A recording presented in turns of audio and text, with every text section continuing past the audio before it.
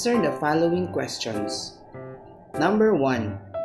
In the fraction 2/3, what is the numerator? A. 2, B. 3, C.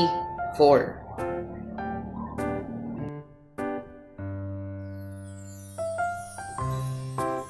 Number 2.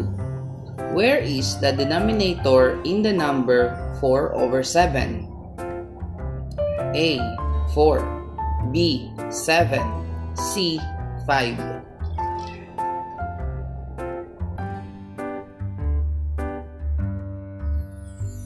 Number 3. 1/2 times 1/2 is equals to blank. A. 1/4, B. 2/4, C. 2/8. Number 4. What is 2/3 times 1/2? A.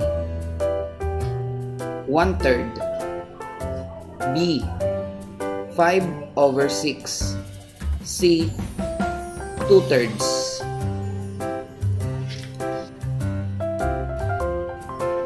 Number 5. 4/5 times 3 equals to A. 1/3, B. 2 and 2/5, C. 1 and 1/5. Number 6. 2/3 times 1/5 is equals to A. 3/4, B. 1/2, C. 1/5. Number 7.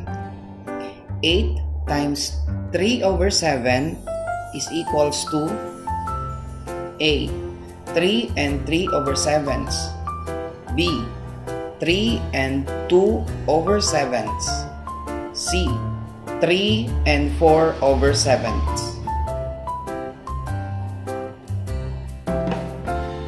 Number 8.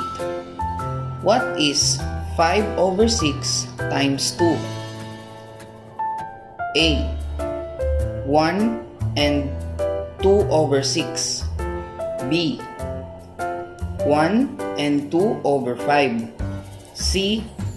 1 and 2/3. Number 9.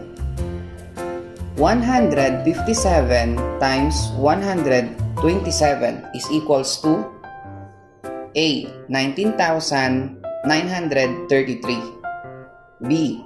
19,939, C. 19,909. Number 10. 1/2 times 2/3 times 2 is equals to blank. A. 2/3, B. 1/3, C. 1 and 1/3.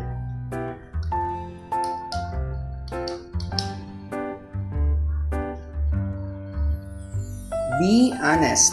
Check your own work.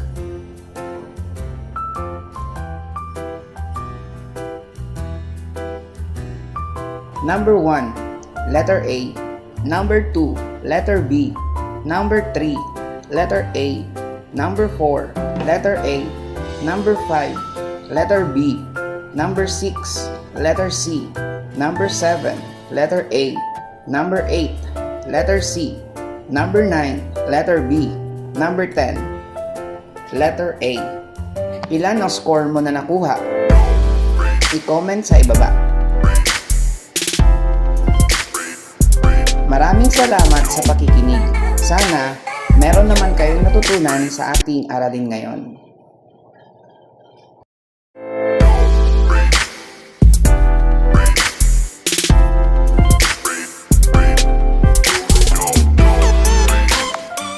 Answer the following questions. Number 1. In the fraction 2/3, what is the numerator? A. 2, B. 3, C. 4.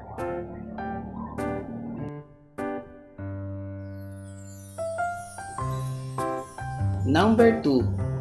Where is the denominator in the number 4 over 7? A. 4. B. 7. C. 5.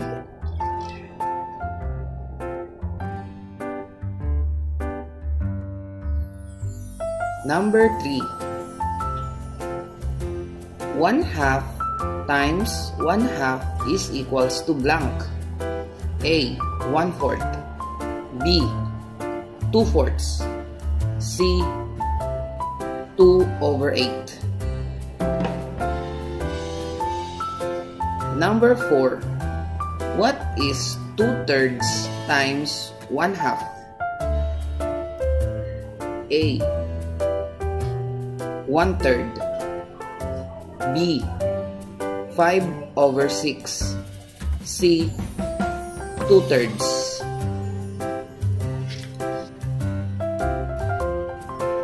Number 5. 4/5 times 3 equals to A. 1/3. B. 2 and 2/5. C. 1 and 1/5. Number 6. 2/3 times 1/5 is equals to A. 3/4. B. 1/2. C. 1/5. Number 7. 8 times 3 over 7 is equals to A. 3 and 3 over 7s. B. 3 and 2 over 7s.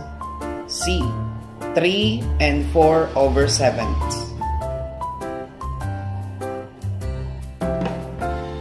Number 8. What is 5 over 6 times 2? A. 1 and 2 over 6. B. 1 and 2 over 5. C. 1 and 2/3. Number 9. 157 times 127 is equals to A. 19,933. B. 19,939. C. 19,909. Number 10. 1/2 times 2/3 times 2 is equals to blank. A. 2/3. B. 1/3. C. 1 and 1/3.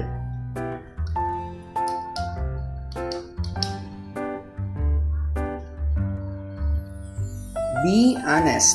Check your own work.